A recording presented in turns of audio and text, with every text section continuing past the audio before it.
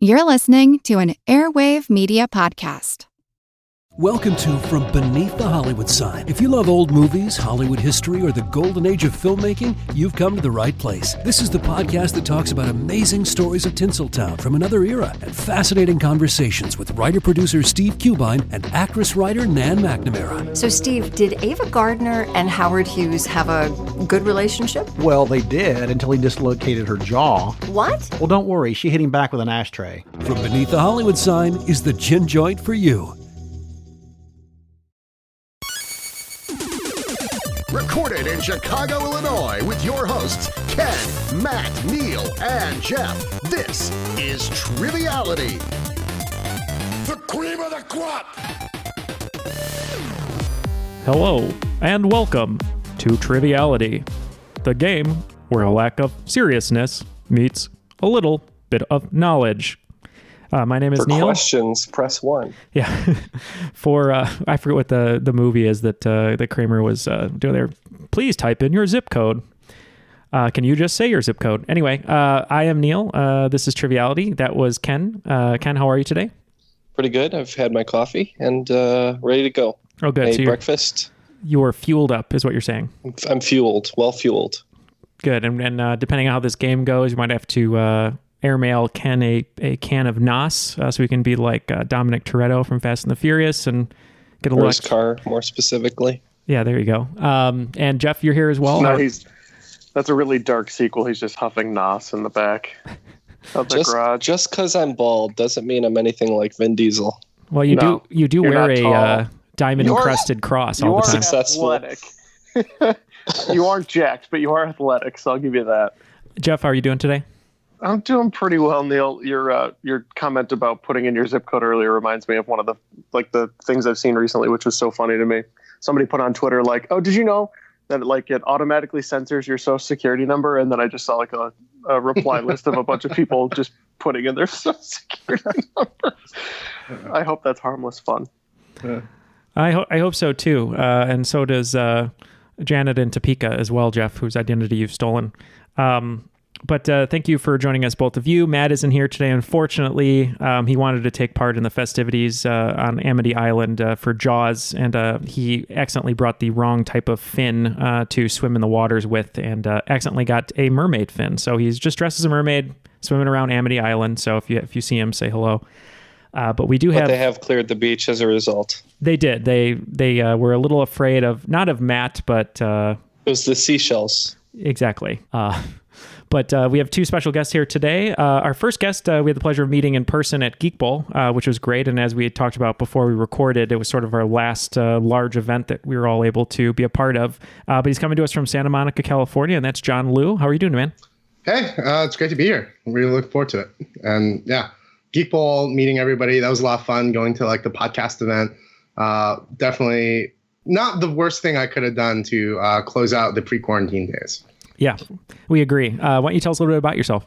Yeah, I'm John Liu. I'm a marketing guy out here in Southern California. I live in LA, and probably my trivia claim to fame is I think I must be the worst trivia player to have ever beaten Ken Jennings head-to-head on TV. I got to go up against him on a show called Best Ever Trivia Show on Game Show Network last summer. And, trivia, a lot of it is about category luck. And it was it was a lot of fun. Is that on your business card too? I am going to put it on my resume. It's going to be part of a standard get to know your new coworkers icebreaker forever, for sure. That's awesome. Well, thank you for joining us, and thank you for being a Patreon supporter as well. We appreciate it. Our next guest, we'll let him talk a little bit more about a connection that just brewed here that we had no idea about, or that has been brewing. But we're joined today as host, Chase Ansok from New York City. How's it going, Chase? It's going pretty well. Thanks for having me on the show. It's my first time hosting any trivia, but I'm pretty excited about it. So are we. Tell us a little bit about yourself and then what we learned before we started recording. So I'm a orthopedic surgeon, so a bone doctor, finishing up my training here in New York, and then heading back out to Michigan to start my practice. So if you or a loved one have anything broken, torn, or otherwise injured, come say hi next month. And then, so funny enough, John and I know each other from about 14, 15 years ago. We were both living in Boston And through a shared internet community, we ended up hanging out a little bit. I think actually doing some pub trivia before we went our separate ways. So kind of funny to circle back all these years later. Yeah. That's amazing. That's so cool. And yeah, we did not plan this. So this is all happenstance, and it's fun at least that you're hosting and John is playing. So it'll be a nice battle of wits as well, I think. Yeah, I don't know if these are Ken Jennings level questions, but I guess we'll find out in a little bit. Oh, don't worry. I'm not a Ken Jennings level player. I'll make sure to send Neal and Jeff up to your clinic to see you, okay? Perfect. Oh, yeah. I have some things you can look at for sure. So, John, Jeff, you talked a little bit about a team name. You're going to be a team today. What did you settle on? Then, taking off, then we'll be the second best trivia show ever. And Ken? Well, Chase is a bone doctor. I have a similar hobby, so let's be the bone collector. That sounds good. Yeah, that sounds good.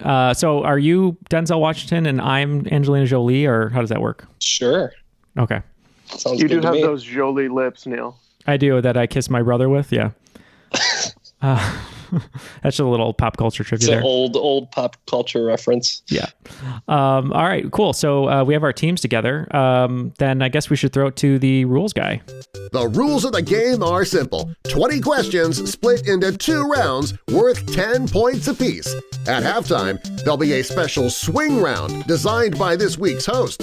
After regulation, players will enter the final round with the points that they've accumulated and will have a chance to wager 0 to 30 points on 5 categorized questions. At the end of the game, someone will be named the cream of the crop. I am the cream. All right, Neal, I see you have that vial of blood around your neck all ready to go. So shall we set this game off? Let's do it. Chase, take the keys, take the car, take the pink slip, all that good stuff. That never had me, never had your car. There you go. And feel free to punch it.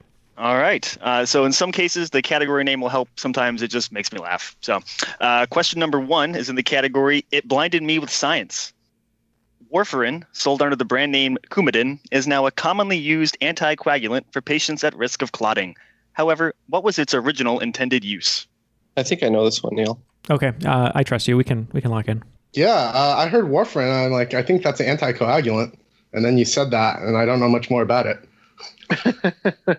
Yeah, I feel the same way, John. I'm not pulling what its original purpose might have been. What else do you think you might want to have thinned blood for? Maybe it's like an aphrodisiac, kind of like the way Viagra works, right?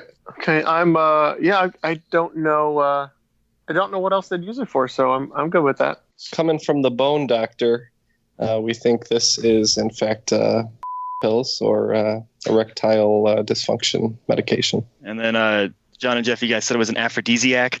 Yeah. So no, this is a little more morbid. It's actually a rodenticide or rat poison. Oh. Yeah. So, yeah, Viagra was supposed to treat a super rare condition of high blood pressure in your lungs. And instead it became one of the most widely selling drugs of all time because of its unintended side effect. Now, do we get the 4-hour window thing they always say at the end of the commercial? Did that happen to the mice and then they had to tell us? Or how did that happen? Yeah, I think they told their doctors after a while, but before that they were pretty excited. Say only after they called their friends to brag about it, right? Yeah, there you go. So Chase, before we get to question 2, what's like the number 1 type of patient you get in your practice? So I'm a shoulder surgeon. So the biggest thing I tend to take care of is rotator cuff tears, things like that. Oh, nice. My dad actually just had a shoulder replacement surgery. He's coming along nicely, but now I can finally fight him. We'll have to videotape that. Not really, Dad. I know Dad listens, and I wouldn't fight him. I'll have a nice hearty debate with him sometime. Maybe a Patreon bonus. Me he's like still wily enough. He might be able to take you. So it would be a pretty decent match. Your dad would kill anybody, Jeff. Yeah, my dad would destroy both of us combined. Yeah, two on one, he'd still win. All right, let's go to question 2. All right, question 2 is in the category No One Asked for It. What is the name of the widely panned and critically reviled 2010 musical that was produced as a sequel to The Phantom of the Opera? The leading lady's last name might lead you to the answer. We can lock in, Ken, on this one. I don't know. I'm not pulling this from any other angles I can think of. Okay, so Phantom of the Dressing Room? Yeah, that works for me. Yeah, that's definitely someone not allowed backstage, the Phantom of the dressing room. If she had ended up with the Phantom at the end of the original musical, you'd know that her last name is of the opera. Yeah, right. Legally. It was so obvious. I should have known. I've never seen the sequel. I don't think I've actually ever seen Phantom of the Opera on stage. I've seen video clips and heard the cast album and stuff. But I do know, because it was so panned, the sequel is called Love Never Dies. And yeah, that is absolutely correct. The leading lady's last name is Dai. So it got terrible reviews. The reason why I've never seen it is that as far as I know, it's never been staged on Broadway or in any major theater in the U.S. It's real bad. All right. Moving on to question 3. The category is sweeping and wiping. The annual Canadian Women's Curling Championship, the Tournament of Hearts, has long been sponsored by what brand of facial tissue, which is actually quite appropriate given where the sport of curling originated? I've got a guess. All right, let's lock in. Yeah, originally when he said something about Hart, and all I kept thinking of was the Hart Family Dungeon, and I was like, oh, maybe it's sponsored by that, by the wrestling family, but I don't think that's where we're at. So he said facial tissues. Does that make you think of anything? Facial tissue. I mean, Kleenex is the brand of facial tissue that jumps right out to me, but I can't really think about why that would tie into its location, like a location. Yeah. So I was trying to think of Canadian cities that might kind of sound like a brand of facial tissue, but honestly, I don't know any other brands. Puffs. But let's just say Kleenex. Okay. So, he said the name was appropriate. And I was trying to think, what are facial tissue brands or cosmetic brands? And I came up with Pond's. I don't even know for sure that they make facial tissue, but, cold cream and stuff. And that seemed to work, and Jeff agreed. Okay. So you guys had Pond's, and then Ken and Neal had Kleenex. Mm-hmm. So would it help you guys to know that curling originated in Scotland? Scots. Yeah, so Scots or Scots or Scotties, either would have been acceptable for that. Wow. They got that nice single ply toilet paper too. Yeah, you've definitely seen it in your corporate bathroom of someone trying to save every penny. All right. Actually, my wife and I are very much into curling, so I got my Detroit Curling Club shirt here. It's one of the things we're looking forward to once the pandemic is finally over. That's awesome. I still want to try curling. I've never tried it. I think we said we wanted to try it as a group, so we got to do it. Maybe we'll come up to Detroit, get our shoulder looked at, and then play some curling. Yeah, go one-stop shop. We'll just oil up Jeff and put him in a freshly paved parking lot, and we'll slide him across. It'll be like a slip and slide full of Crisco. Yeah, we know you have a lot of Crisco at home. All right. So let's move on to question 4. The category is no, but I played one on TV. So, years before House became everyone's favorite curmudgeonly doctor, what CBS sitcom was named for its main character, a gruff and vocally atheistic family practitioner? And that's a bit ironic, as the lead actor later played a celestial being on another primetime show. I know this one, Neil. We'll lock in. Okay. I have a guess. I'm not even sure that he was a doctor, but I remember an eponymous title character show on CBS called Becker, with a really curmudgeonly main character. I like Becker. Okay, let's lock in with Becker. Yep. Me and Neil are discussing all the actors on Becker right now, and we locked in with Becker. And that is exactly right. So Ted Danson played Becker, and then on The Good Place, one of my favorite shows, he played I'll give it away a little bit, but he plays a demon. So there you go. All right. Yeah. As soon as you said Becker, I knew we were good to go. I forgot about that show. I know almost nothing about the show, but I just remember it exists. I feel like at every show, every episode opened with him coming wherever he went to the practice or whatever, and someone said something, and he's like, "Oh, that's nonsense." And then by the end, he was kind of coming around to it with a moral lesson. Yeah, there were basically 2 sets. It was the office, and then the cafe or bar or whatever that was. And he comes storming in with a newspaper, what really boils my shorts or whatever. Yeah, it is definitely a product of its times. Now, when someone says, what really boils my shorts, are they actually in the shorts when they're boiled, or they boil them separately? No, they're just looking for a sterile shorts option.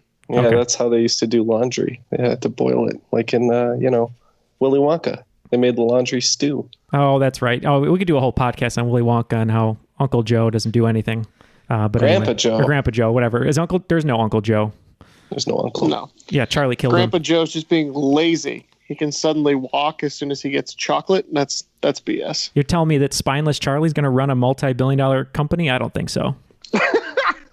Okay, sorry, Chase. That's fine. That's also the wrong way to break the glass ceiling. Yeah, exactly. All right. Moving on to question 5. The category is Remember Traveling.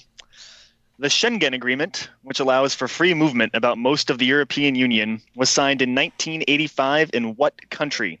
This country is the last remaining Grand Duchy in the world. I know it. I'm sure Jeff knows it. Yeah, I'm pretty sure I know it. All I'm getting is the Grand Duchy, which is Dutch Boy's grandfather. So we know Luxembourg has a Grand Duke. Right. Is that the same as a duchy? Is that what that's called? I mean, that's fine with me, Ken. I am so lost on this question. Anything having to do with this area, I'm kind of just pulling a Grand Duchy myself. So I don't know. Right. Let's go with Luxembourg. Okay. Yeah, I was like, I think that happened in Luxembourg. Then once you said Grand Duchy, I was pretty sure, and Jeff agreed. And that is correct. It is Luxembourg. I was going to be real sad if you guys recognized that Luxembourg has a duke, but wasn't a Grand Duchy. So anyway. I'm going to tell you something that's pretty funny. In the 4-ish years, 4.5 years of playing trivia with Ken, I have at least 7 times seen him answer Luxembourg to something that he wasn't sure of, and it was right. So I don't know why, but that's like his lucky country. Just got a feeling, man. I actually know nothing about Luxembourg, pretty much. You need to have a Duke. So it looks like after 5 questions, the second best trivia podcast has 20 points, and the Bone Collectors have 30. All right. Good close game so far. So moving on to question 6. Category is This State Does Not Remember Traveling. What is the only state that does not have any operating commercial flights? Frontier was scheduled to start service from this state's most populous city to Orlando, Florida, but the COVID-19 pandemic put a stop to that. So we are locked in. So I've been thinking about it, and my guess is maybe North Dakota. That sounds really plausible to me. Like the other low population states are like Wyoming, which definitely has flights in, and Alaska, which definitely has flights in. And South Dakota's pretty low population, but South Dakota has Mount Rushmore and the Black Hills and Sturgis Motorcycle Festival. So I feel like there'd be plane demand for that. So yeah, I guess North Dakota. That's what my gut went with. I like it. All right, let's lock in. All right, we were kind of between Wyoming, Idaho, and Montana. Thought Wyoming had too much tourism, so we went with Montana. All right. So unfortunately, no points here. So for Montana, you can actually fly into a couple of different places. They have a really big skiing and camping tourism industry. And then for North Dakota, you're right, not much tourism there, but you can fly into both Bismarck and Fargo. So the only state that you can't actually fly into or out of is Delaware. Huh. So Wilmington is supposed to have air service from Frontier Airlines, but they shut that down. So there you go. Question 7. The category is in Daniel Powter's favorite game. What cult classic game for the Nintendo 64 features a foul-mouthed alcoholic squirrel as its protagonist and follows his quest to rescue his girlfriend Barry from the Panther King? In my experience, all squirrels are foul-mouthed. All right, we're locked in. Yeah, I think it's Conquer. Oh, I like that. Conquer's Bad Fur Day, something like that? Yeah, that was the name of the game. So we'll go with Conquer, locked in. Yeah. Yep, we had the same thing. Conquer, and it was Bad Hair Day or Bad Fur Day or something like that, but Conquer. Yeah, we'll give points all around for that. The answer was Conquer's Bad Fur Day. Nice. A little hint in the title there that Daniel Powter is, you had a bad day. Oh, yes, yes. Oh, yeah. Moving on, question 8 is in misplaced mythology. So commonly misused as a symbol for medicine, 2 snakes wrapped around a staff is known as the caduceus. That is truly the symbol for whom? The most famous herald of the gods. We're going to lock in over here. I was immediately thinking Hermes, because I feel like we talked about it one time when we were talking about like a style of sandal with wings on it or something like that, and I think he was the messenger. That's definitely, yeah, he was the messenger, and but is that the same thing as a herald, right? I believe yes. In this context, it is what we're looking for. And I also feel like snakes were more strongly associated with Apollo because they were snakes were like oracular, and he was one of the gods of prophecy. So Hermes came to mind first, and you like Hermes more. So I'm very coin flippy on this. Okay. Well, I'd like to take a wager on Hermes, and if we're wrong, then I'll eat the next one. Okay, let's go with it. Perfect. Yeah, I heard Harold made me think of Messenger, which made me think of Paul Schaefer. And then Ken corrected me and said, nope, he just played Hermes in Hercules, but we locked in with Hermes. All right, and you guys are both correct on that. And then, John, yeah, you were actually kind of on the right track with what you were discussing about Apollo and Asclepius, because the actual mythological symbol for medicine is the rod of Asclepius, which is a rod with a single snake wrapped around it. Ah. All right. So moving on to question 9, the category is not that kind of demon. What is the name of the 17th century Dutch explorer who voyaged greatly throughout the South Pacific, reaching the island that he named Van Diemen's Land, though in 1856 it was changed to bear his name? I'll take either the explorer's name or the name of his titular island. So Ken and I are talking to each other, and we just cannot come up with a Dutch explorer. So we are going to lock in, but incorrectly. So I thought Van Diemen's Land was New Zealand, or at least something in the oceanic region, maybe like Tasmania or New Zealand or Australian general area. I know New Zealand, the name is Dutch in origin because it's New Zealand, and Zeeland is an area of the Netherlands. But that's not someone's name. Well, you just said something that I really liked, and I don't know if it's related or just a coincidence, but you said Tasmania. And I wonder if the Tasmanian devil, Van Diemen's Island, I don't know if that's related at all, but I mean, all right, you want to say it was a guy named Tasman then? That's possible, yeah. That makes sense to me. And then the ending sounds like it's named for somebody, so. Okay, let's go Tasman. Yeah, we just locked in with an individual who helped bankroll this trip for seafaring favors, and we said, Dutch Daddy. Man, it could have been someone's Dutch daddy, but it was in fact Abel Tasman. All right. Great poll, guys. Wow. Sweet. Question 10 is in the category No Strawberry Fields Here. In 1971, former Beatle George Harrison arranged a benefit concert for what Asian nation, which had declared its independence the same year? The album for that concert went on to win Grammy of the Year for Album of the Year in 1973, despite its poor sales. John, we can lock in. I've got this for sure. Okay. Thinking Tibet. Yeah, that sounds right to me. The old Free Tibet slogan. Yeah. All right, we're going with Tibet. I'm pretty sure, because I know for positive Bangladesh got their independence in 1971, and when they split from Pakistan, and I'm pretty sure there was a concert for Bangladesh, so I'm feeling pretty confident about that. Sounds good to me. All right, we're going to go Bangladesh. The answer here is Bangladesh, which you're exactly right, declared its independence in 1971. All right. Well, it looks like after round 1, Team Bone Collector has 50 points, and Team Second Best Trivia Podcast with 60.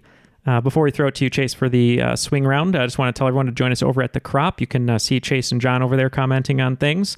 And if you're more of a social media type person and don't want to go on Facebook, you can go to Twitter and Instagram at Triviality Pod and come say hello, and we'll hang out and crack some jokes with you. So, Chase, what do you have in store for us for today for the swing round?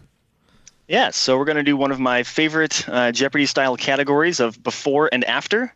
This is going to be films with new settings.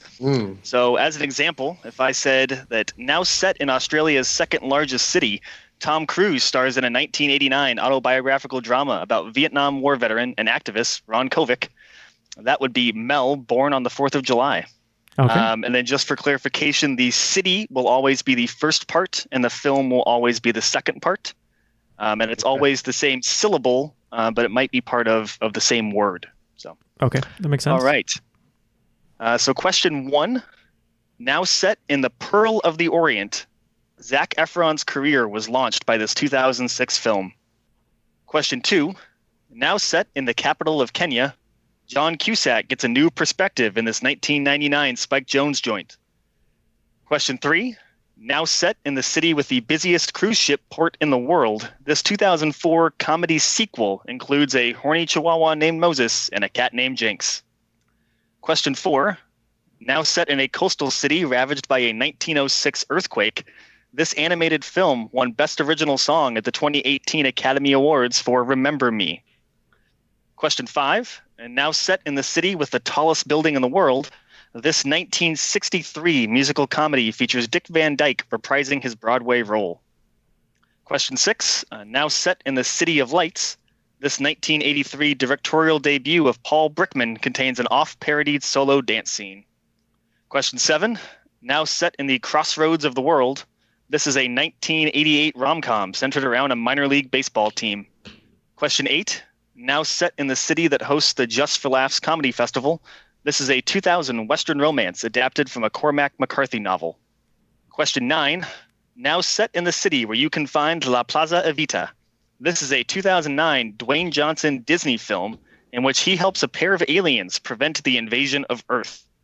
And number 10. Now set in the city that hosted the 1936 Olympic Games, Clive Owen attempts to thwart Denzel Washington in this 2006 heist film. All right, we're going to take a moment to go through these, and we will be right back. All of the answers from the swing round are in. Let's throw it back to Chase and hear those questions one more time. All right. So for our swing round, we had 10 questions, 5 points each, kind of a before and after for our films with new settings. So question number 1 was now set in the Pearl of the Orient. Zac Efron's career was launched by this 2006 film. I'll get us started with The Bone Collector. I think we did pretty good on these. We're feeling pretty confident, and we're starting off with Shanghai School Musical. Yep, that's what Jeff and I had as well. Shanghai School Musical. And that is correct. Shanghai School Musical. Nice and that one, there are a couple of cities known as the Pearl of the Orient, but that's obviously the only one that works with our setup here. So, question 2 was now set in the capital of Kenya. John Cusack gets a new perspective in this 1999 Spike Jonze joint. So we definitely knew the movies for all these questions, and it was just a matter on some of the harder ones to get the cities. And Ken luckily threw out a good answer, I think, because it fits. We went with Nairobi John Malkovich. Yep, that's what Jeff and I had as well. You guys are correct again. Nairobi John Malkovich. All right. Number 3 is now set in the city with the busiest cruise ship port in the world. This 2004 comedy sequel includes a horny chihuahua named Moses and a cat named Jinx. Yep, we're going to go with Miami Meet the Fockers. Yeah, I was fortunate. John had Miami on this one, and I was pretty sure it was Meet the Fockers, so Miami Meet the Fockers. And once again, you guys are correct, and I got you to say Fockers on a podcast. So yeah. Question 4, now set in a coastal city ravaged by a 1906 earthquake. This animated film won Best Original Song at the 2018 Academy Awards for Remember Me. We went with San Francisco. Yeah, 1906 earthquake is almost certainly San Francisco, so we said San Francisco Co. And you guys are right. I thought 1989 would make it way too easy, but you still picked up on it. So. And I'm going to let you finish, but Sufjan Stevens had the Best Original Song of the 2008 Academy Awards. Just throwing that in there. It did win the award, correct? No. I was doing a Kanye joke. Oh, gotcha. Oh, thank God. All right. Yeah, Sufjan Stevens lost to Coco. Okay. All right. Number 5 was now set in the city with the tallest building in the world. This 1963 musical comedy features Dick Van Dyke reprising his Broadway role. That is going to be Dubai by Birdie. Yep, Jeff had Dubai, and I was like, is that by Birdie? And yep, we came up with it. Yep, there you go. So both teams are perfect so far through 5. Let's go to number 6, which is now set in the City of Lights. This 1983 directorial debut of Paul Brickman contains an oft-parodied solo dance scene. We went with Risky Business. Risky Business. Yep, you guys are trucking along. All right. Number 7 is now set in the crossroads of the world. This is a 1988 rom-com centered around a minor league baseball team. For this one, we're going with Istanbul, Durham. Nope. Yeah, love baseball movies. It's the only sport that I really follow. It's Bull Durham came to mind, and Istanbul Durham. Yep, 7 for 7 on both sides. Istanbul Durham. All right. Number 8 is now set in the city that hosts the Just for Laughs Comedy Festival. This is a 2000 Western romance adapted from a Cormac McCarthy novel. I knew this festival was in Canada. I can't remember if it was Toronto or Montreal, but when I heard Montreal, I thought of a Cormac McCarthy movie that not too many people remember, and we went with Montreal, The Pretty Horses. Okay. I thought it was Brokeback Mountain for the movie, and then that the comedy festival might be in like the UK, so we came up with Edinburgh Brokeback Mountain, which is pretty tortured. That I like that, but unfortunately not correct. It is Montreal, The Pretty Horses. Nice.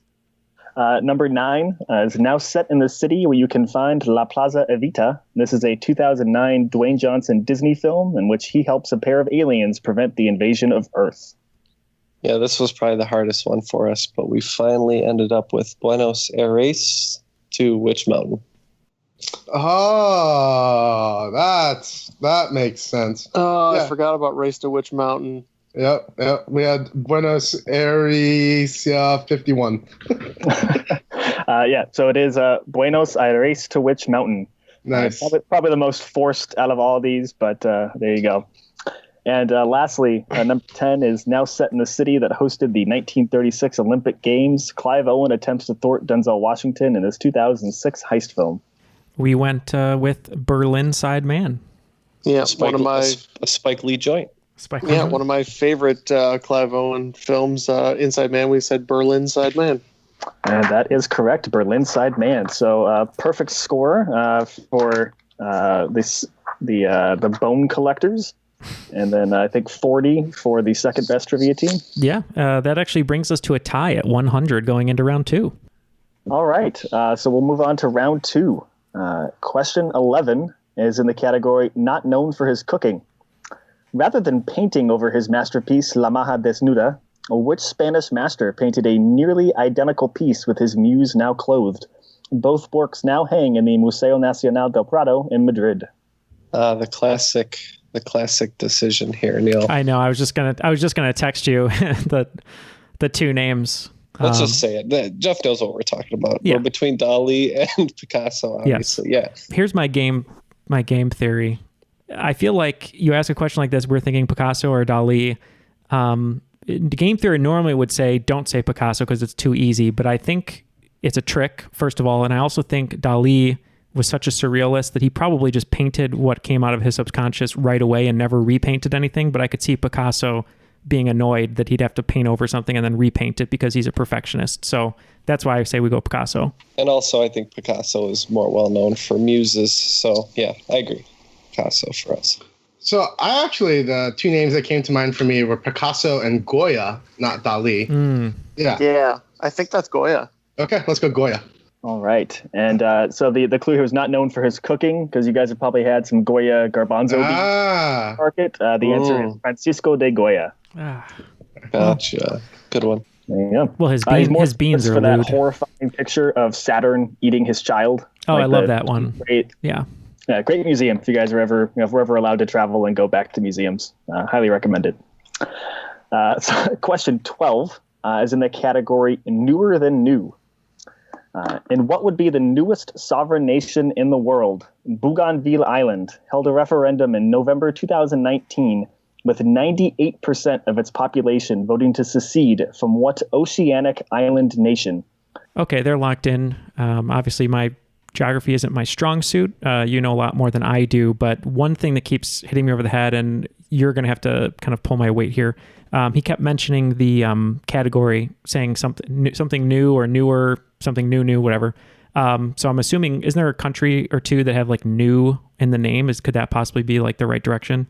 Yeah, New Zealand, New Guinea. Okay. Should we say New Guinea? Yeah, I mean, it makes sense because if we went New Zealand, he already did a question about Oceanic Island Nation. Oh, and it was a Dutch colony. Yes. I think that's New Guinea. Okay, yeah, that's good with me. All right, second best trivia. What did you guys have? After discussion with John, a couple things popped out. Yep, newer than new. So we were thinking new. And then shares an island is definitely something that Indonesia and Brunei and a couple other places do. And one of those in that area would be New Guinea. Papua New Guinea is what we locked in with. Okay.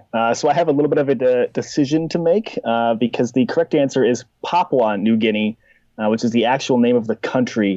New Guinea is the name of that whole island that it shares with Indonesia.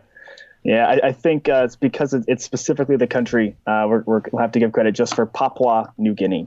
Well, you definitely lost my shoulder business. I'm going to tell you that. To be fair, that's because Tiger Balm has your entire shoulder business. And I have a lot of Tiger Balm on right now that you can't smell. That's for sure. Yeah. Tiger Balm and CBD oil just taking all my business away. Question 13 is in Scooby-Doo, but do you know who? Because I know how much you guys love dog breeds. So most everyone knows that Scooby-Doo is a Great Dane. But can you name this other great breed of dog, which takes its name from the mountain range containing the autonomous microstate of Andorra? We're good. Yeah. Okay. They're locked in. So. Hey, Neil. Yeah. What about Andalusia or Andalusian? Oh, that is a dog, right? Let's go with it. Yeah. Andalusian. Sure. Correct me if I'm wrong, John, but this is the Pyrenees, right? Yeah, the Grand or Great Pyrenees. And that is correct. It is a Great Pyrenees. I'll never get a dog breed question right. Never, ever. Oh, yeah. A Pyrenees. It almost looks like a jacked golden retriever who's albino. That's pretty spot on. Yeah, they're gigantic, fluffy white dogs. All right. Question 14 is, I prefer my books on my TV. Written by Lev Grossman. What series of novels follows Quentin Coldwater as he discovers that the make-believe world of Fillory from his favorite childhood stories is actually quite real? I got it locked in. Jeez. Oh, sorry. It was the basis for a sci-fi television series that premiered in 2015 and concluded this year. Interesting. I think he kind of gave a little bit of a clue there, but that it was on Sci-Fi. I'm not too brushed up on sci-fi series. No, that's not on Sci-Fi. I was thinking maybe like Outlander, but that's not on Sci-Fi. And plus, that's like I think it's a woman who travels back in time to olden times and then has many affairs, I think, with like the lead guy or sensual scenes, something like that. I know I'm butchering whatever the premise is, but yeah, I have no idea. I don't know. You could just say that if you want. I don't know either. Yeah, we're going to go Outlander. Okay. Second best trivia. What do you guys have? It's The Magicians. I think best described as like, what if every character in Harry Potter was a realistically person? Yeah, that is probably spot on. It is The Magicians. Is it actually about magicians though, or do they just call the magicians? So the premise is that they are magicians, but they're all like in their late teens or early 20s. They're all like very broken people, and then basically by through misuse of magic, bad things happen. I don't know. It's pulpy and entertaining. I think John's been watching it. I've heard of the books. I'm familiar with the books. I've been watching the show. All right. We'll get to something a little more serious for the next question, which is in the category He'll Go Down in History. Who was the 5th Vice President of the United States under James Madison, whose name now lives on in infamy for his role in creating highly partisan district maps? I'm locked in. I got it. Can you do your president's thing? So making redistricting maps so that they're like partisan and biased is called gerrymandering. So is his name Gerrymander? Was there a vice president? Or just Jerry? I guess we could say gerrymandering. Well, he said, I didn't know if the clue "He'll Go Down in History" is that part of isn't that a song like "He'll Go Down" and oh no, that's Santa Claus, or Rudolph. Yeah. I literally thought you were giving a song clue. So it's Rudolph Gerrymander, 4th president of the Vice President of the United States, Rudolph. Yes, Rudolph Gerrymander. Yeah, okay. We'll just say gerrymander. Okay, Neil. Yeah, that's fine with me. All right. And it is Jerry. It's I think his name is Elbridge Jerry. We'll just lock in with Jerry. And gerrymander is because he redistricted a district in Massachusetts that looked like a salamander. So it was a gerrymander. Yeah. So the answer is Elbridge Jerry. But you guys were spot on with it. So we'll give credit for gerrymandering. That's what we were getting at there. Oh, we're getting credit for that? Thanks for the credit. Oh. Thank you. He went the other way with the last ruling, so we get this ruling. Okay, so we were going to be completely smoked in the beginning of the second round, but Chase gave us some points there, which was nice. So it looks like the second best trivia podcast picked up 50 points. So we're at 150, and we picked up 10, so we're at 110. All right. So let's with the second half of the second half. Question 16 is in Let's Think About Sex. What is the title of Prince's third album, whose sexually charged lyrics and fusion of R&B, funk, and rock led music critic Robert Christgau to quip, Mick Jagger should fold up his penis and go home? Now, as a orthopedic surgeon, is that even possible? You can fold it there. You just might not get it back. Okay. Well, according to Neal, I hate Prince. Oh no, you threw me under the wheel of a bus. Did I say you hate him though? You just said that you don't. You're not. He's not one of your favorites. I thought you said. Yeah, I guess I don't know that much about Prince, but you said it's somebody that you hate, and the answer that we gave was Prince. Oh, we'll see if I said that though. I'm catching all this flack on the crop for something I never said.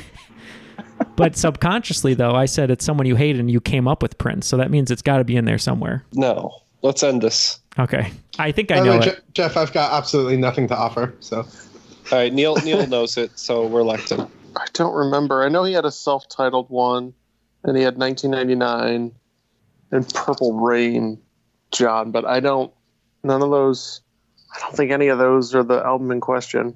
Okay. You want to just go Purple Rain and misery? Well, yeah, that sounds good. Yeah, I believe this one is probably something Chase heard when the nuns found out he was talking about folded penises, and they said he had a dirty mind. So that's what we locked in with. And that is correct. And that's actually where I got it from. So that was also just an excuse for me to use that quip in a question title because my goodness, is that great? Yep. I mean, every time Neal goes to Vegas, he sees puppetry of the penis, right? It's so inventive. I mean, every show there's something new that they've done, so I have to just make sure I'm updated as much as possible. The hot dog, the hamburger, the Eiffel Tower. I mean, there's a lot. Eiffel Tower, yeah. All right. Question 17 is in the category of waiter. There's a blank in my soup. Often a component of minestrone soup. What looks like a large piece of rice, but is actually a grain traditionally produced from white flour? We're locked in. Yeah, I think I know what he's talking about here, Ken. I don't know. Basically what he's getting at is it's a rice-shaped noodle produced from wheat, I guess. So we don't think it's gnocchi because that's potato. Mm-hmm. What about risotto? Is that actually rice? A risotto is you're a big fan. I do love risotto. Yeah, it's a particular type of rice. So that's actually rice. So that's not it. Wow, I have no idea. Yeah, me neither. Should just say gnocchi, even though it's potato. Sure. So I'm only familiar with one rice-shaped pasta, which is orzo. I don't think of it as Italian or an ingredient in minestrone, but that's what I got. Yeah, I think you might be right. And yeah, the answer here is orzo, which is definitely an ingredient in minestrone or minestrone soup. Okay. Isn't there a show where Jason Bateman is like funneling orzo or something like that in the St. Louis area? God, come on, Neal. That's so incorrect on like 3 fronts. It's not even funny. Well, Jeff, after we record this, if you want to stop by and try my bootleg bathtub minestrone, it's all ready for you. That was from when Ken was in prison on a previous episode. Got it. He learned about all of the bathtub and toilet ways to prepare food. I mean, that'll definitely come in handy in the coming apocalypse. So. All right. Question 18 is in the category Good Conductors. Derived from the Latin for tiny bone, what is the collective name for the 3 bones in the middle ear, which are the incus, malleus, and stapes, a.k.a. the hammer, mallet, and stirrup? I'm good, John, if you are. Okay. They're locked in, so. I know, I'm trying to think. So basically, I not to get into too much detail, I have TMJ, and my ear started bugging me, so I thought it was inside my ear because I had this popping, but it's my jaw. It's really annoying. So I started looking up all the ear stuff, and I was like, maybe I have an ear infection, but it was from TMJ, like the pain and all that. And I know the ear bones, like the hammer and all that stuff, but I can't think of the collective name. Auditory trio. The auditory trio sounds right. The three tenors. The three. Yeah. All right, let's go with the auditory. Okay, auditory bones. Yeah, that's fine. You are painfully close. I believe these are the auditory ossicles. That is correct. So the Latin word for a bone is an os, os. So you make them tiny, and they're little ossicles. So they're bones that are too small for me to fix. So I'm not a big fan. We'll collect them though. All right. I wasn't gonna let you guys get through this without a sports question. So in question 19 is in the category "Let's Go Dancing." There are 49 states that have Division I NCAA men's basketball teams. Which is the only state to never appear in the men's basketball tournament? Neil, whatever you think, I'm out. I'll lock in, and they can talk. Okay, John. So there are 49 states. The one that's not on this list, I'm pretty positive, is Alaska. So we can just roll that out right away because that does not have a Division I program. Hawaii does, and I think they may have made an appearance with the University of Hawaii. Okay. I know Providence College has made it pretty far in the past. I grew up in Rhode Island. Okay. So I'm thinking it's got to be another small state, smaller population. Rhode Island, Rhode Island you were thinking does with Providence College. North Dakota, I'm pretty sure did. But I'm guessing it might be another like a Delaware or another small. You think it might be like Wyoming or Montana? Montana, I'm pretty sure did. They've got quite a few universities. Okay. I'm guessing Wyoming maybe did too. I don't know. I was thinking small East Coast, like Vermont, New Hampshire. I think Maine. I think New Hampshire definitely has. Vermont maybe had like Middlebury or something. Okay. What about Maine? Do you know any colleges in Maine? Not big ones. We could go Maine. Okay, I'm good with that. Okay, let's go Maine. Maine sounds really good. It was one of the states that I thought about. I started going like New Hampshire, Maine, Delaware, Rhode Island, and I just assumed a lot of those places are kind of obsessed with sports and glory and whatnot. So I was like, maybe not. And then I know Hawaii has a great school like for football and whatnot, but I don't remember seeing them in the tournament, so I just went Hawaii. All right. So you guys brought up a lot of the probably the best guesses for this. Jeff was definitely right that Alaska does not have a team. University of Hawaii has in fact made the tournament a few times, most recently in 2016. Let's see what else was named. Idaho has made it a couple times, both as Boise and Idaho State. Montana has made it a bunch of times. North Dakota has made it through North Dakota State. Delaware has been a few times. Wyoming actually won the 1943 championship. Oh, wow. And New Hampshire, the University of New Hampshire has never made it, but Dartmouth has. So your answer is Maine. Wow. All right. Oh, that's crazy. Yeah, that was a great poll. That was the very last thing you guys said. All right. So moving on to our very last question. Question 20, the category is healthcare heroines. Following the American Civil War, nurse Clara Barton traveled to Geneva, Switzerland, where she was introduced to Dr. Louis Appia. She returned to the United States and founded the American branch of what humanitarian organization? I'm 95% sure. Yeah, Ken, I think this is the Red Cross, Claire Barton. Yep, I think you're right. Okay. We're going to lock in with the Red Cross. That's what we said as well, the Red Cross. Yep. And both teams are correct here. So Claire Barton, probably the most famous nurse in history, right along with Florence Nightingale, but definitely a woman to know. Okay, going into the final round, we were taking quite a beating there over at the Bone Collector. We have 130, and team's second best trivia podcast with 190. So let's hear those categories, Chase, see what we're working with here. All right. So for our final round, my thought is that good trivia comes in threes. So every answer here will have three answers. And I need, because it's the final round, I need all three of them. So no partial credit here. You got to have all three to get your points. Okay. Category 1 is What's Cookin' Doc. Category 2 is Netflix and Thrill. Category 3 is Court Awards. Category 4 is An Office. And category 5 is You Gotta Have Faith. All right, so the wagers are now locked in. The Bone Collector is a little more conservative this time with 10 points per question. And the second best trivia show going a little more boldly with their sizable lead with 20 points per question. Neil, can you remind everybody how to help us out on Patreon if they're so inclined. Of course. Well, we really appreciate all of our Patreon supporters, including Chase and John. And we couldn't do the show without them, especially during this difficult time. And I was just having a conversation with Jeff the other day about loving all the pictures that we're seeing in the crop of the posters that people are getting or the boxes they're getting. And so that's really great that everyone's enjoying those things. So you can get a lot of those things if you join Patreon, posters, stickers, boxes, and most of all, extra audio content. I mean, there's over, I believe, 30 hours of extra audio content that you can listen to where we're a little bit more uncensored. So if you'd like to join all of those Patreon supporters like John and Chase, you can join us over at patreon.com/trivialitypodcast.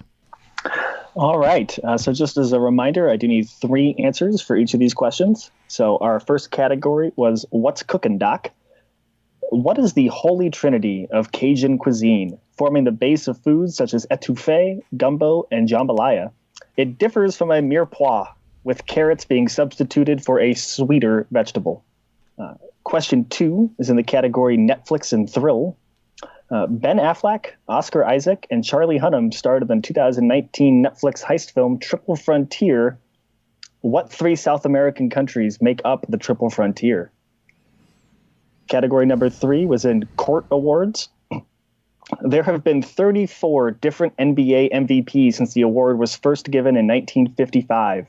Incredibly, only 3 recipients of this award have passed away. Who are they? Question 4 is in a category An Office. Most homes and offices contain an inkjet printer. What 3 colors are most commonly found in a tricolor ink cartridge? And category 5 is You Gotta Have Faith. The holy trinity of Hinduism is known as the Trimurti. It's comprised of the creator, the preserver, and the destroyer. Who are these 3 deities? All right, we're going to talk about these and be back with our answers. All the answers are locked in. Let's throw it to Chase for the questions one more time and get these final answers. All right. Again, good trivia comes in 3s. So we're looking for 3 answers for each of these. Category 1 was what's cooking, Doc? What is the holy trinity of Cajun cuisine, forming the base of foods such as etouffee, gumbo, and jambalaya? It differs from a mirepoix, with carrots being substituted for a sweeter vegetable. All right. So as we said earlier, we went 10 all the way down. The only reason I think I know this, and I don't know if it's true, is on Queer Eye. Anthony was making something with the Holy Trinity, and he used carrot. And now that Chase said it is not carrot, the only other one I could think of is onion. So I know the other 2 for sure are bell pepper and celery. So we went bell pepper, celery, and onion. And, I thought the mirepoix was onion, celery, and bell pepper. I don't think of bell pepper as sweeter than carrot, but maybe it is. Yep. So you guys are both correct. So a mirepoix has carrots in it, but the holy trinity is onions, celery, and bell peppers. And maybe my palate is just off, but bell peppers are pretty sweet. You could eat them as a snack. I think carrots are super sweet. To me, they're one step below beets. Well, agree to disagree. Netflix and Thrill. Ben Affleck, Oscar Isaac, and Charlie Hunnam starred in the 2019 Netflix heist film Triple Frontier. I don't care about the movie, so what are the 3 South American countries that make up the Triple Frontier? Yeah, so me and Neil were thinking these are kind of northern South American countries. So we were saying probably Colombia, Venezuela, and maybe Peru. Yeah, John and I were on the same path. We thought maybe we know nothing about the film, but we figured if maybe it was about drugs or something like that, we'd include Colombia. And the other 2 big ones in the region, we said maybe it's neighbors, Venezuela and Brazil. So we said Colombia, Venezuela, and Brazil. All right. Well, you guys are a little closer, getting one of them. It is Brazil, and the 2 other countries are Argentina and the very often forgotten Paraguay. Indeed. All right. Question 3 is in Court Awards. There have been 34 different NBA MVPs since the award was first given in 1955. Incredibly, only 3 recipients of this award have passed away. Who are they? This one we were having a lot of trouble with in the beginning because we're not super well-versed in sports. So initially we said, Wilt Chamberlain. We knew he had passed away and he was sort of a dominant force. We went with him through everything that's gone on in this crazy year. We almost forgot about Kobe, but we put Kobe Bryant on there. And then the third one, we really had no idea. We were trying to think of players that would have played alongside people like Wilt or Kareem Abdul-Jabbar, who we know is alive. We said Dr. J, Bill Russell, but they haven't passed away yet. And we said Moses Malone. We knew he was an old basketball player and believed he was good. So, Jeff and I came up with Kobe immediately. We thought for a while. We thought Wilt Chamberlain was probably dead, so we went with him. And then we had no idea on the third one. And Chase, I don't know if you heard me, but I said Malone because I was like, who's like an older basketball player around maybe in the 80s? So I randomly picked out of the hat the same guy that the other guys did. I was going to ask you to be more specific because there is another MVP. Karl Malone. Yeah. So, but which Malone are you picking here? Moses. There Malone. you go. Yeah. All right. So, that is correct. So wait, what? Yeah, that's correct. Hey, there we go. Yeah.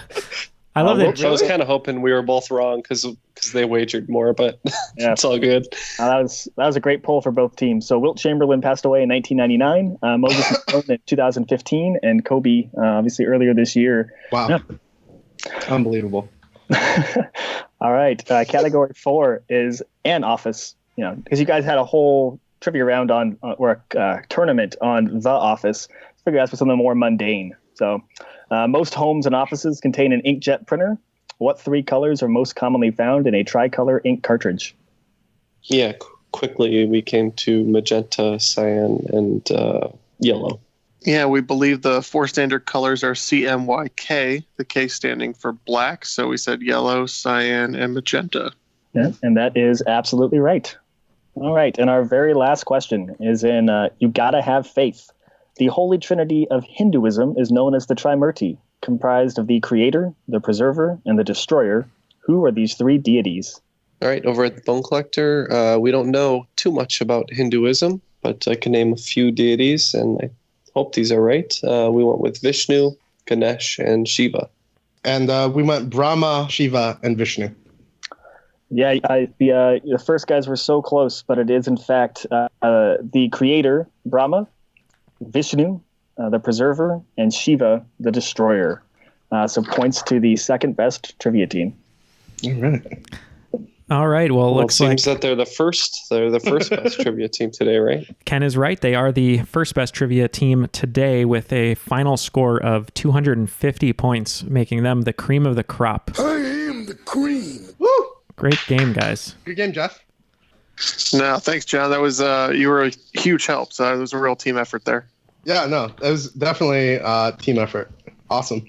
There was. I can't believe we got Moses Malone. That must have been something I just actually knew and didn't realize I knew. Yeah, that was to say the other 2. I mean, Kobe for sure, and Wilt I thought, but yeah, no, Moses Malone was a heck of a pull. Now I have to research Moses Malone because I really, like I said, I don't really know anything about him other than hearing other people talk about him. Yeah, I mean, I wrote both the basketball questions with Matt in mind, and you guys still managed to pull them out. So, well, John, as you are flabbergasted there, we'll say adieu to you. Thank you very much for joining us today and for being a Patreon supporter. Any last words, shout outs, anything like that? Yeah, a quick shout out to Leslie, my trivia partner. Since quarantine started, I've been playing online bar trivia on Twitch a lot. Highly recommend to anybody who loves bar trivia. And I just found Leslie as a partner through Facebook, and we've been playing trivia almost every night for the last 3 months. So shout out to her. And then also to everyone else. If you have some money to spare right now, I think a great cause to donate to is food banks. People forget about food banks and because there's so many other great causes as well. But especially in this time when so many people are out of work, I think it's a great way to just make sure that people are okay in your community. Yeah. Well said. Yeah, we second that. Chase, how about you? Any last words? Thank you very much for this game. It was awesome today. Yeah, thank you guys very much for having me on. It was a lot of fun to host, and I think it worked out pretty well. I'd give a shout out to the NYC Trivia League for similar reasons as John. They've been hosting trivia 4 nights a week, so it's a great way to still get involved in trivia, catch up with my weekly trivia group. And then probably most importantly of all, especially as cities around the country start to reopen, it's just nice and simple, wear a damn mask. It's the easiest thing you can do to keep you and your loved ones safe and the community at large. It's a little piece of cloth and it saves lives. So please do it. Wear your mask, people. Yeah. Wear a mask. Yeah, I wish we were able to make a Triviality mask if that's all it would take, if then you'd put it on. But we agree. We echo Chase's statement. So thank you both for joining us today. For Matt, who is in Amity Island, hopefully he's not going to, have too much sea salt hair, but we'll see what happens over there. But yeah, for Ken, Jeff, myself, John, and Chase, that was Triviality.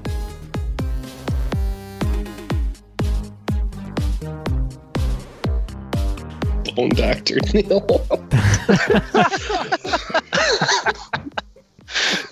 That was good.